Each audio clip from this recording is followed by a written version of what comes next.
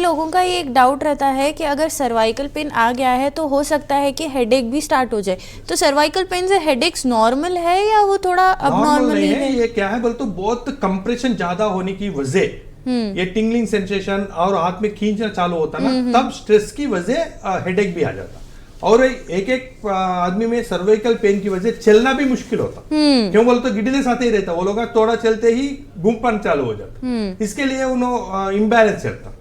और कभी कभी यूरिनेशन प्रॉब्लम भी आ जाता सर्वाइकल की वजह। सर्वाइकल की वजह का अर्जेंसी हो जाता, एक एक आदमी बाथरूम गए तक भी यूरिन निकलने के चांसेस है। ऐसा प्रॉब्लम्स भी क्रॉनिक कंडीशन में महसूस होते रहते।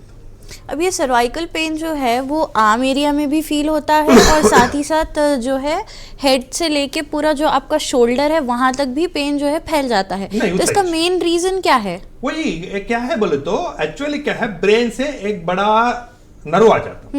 ये नर्व हमारा वर्टिब्रा के कैविटी रहता, हर वर्टिब्रा को एक कैविटी रहता।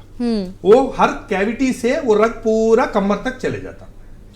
सिर से आए तो मेन रग हैंड्स में दो ब्रांचेस की वजह डिवाइड हो जाता, और कमर के आने के बाद दो पैर की वजह डिवाइड हो जाता।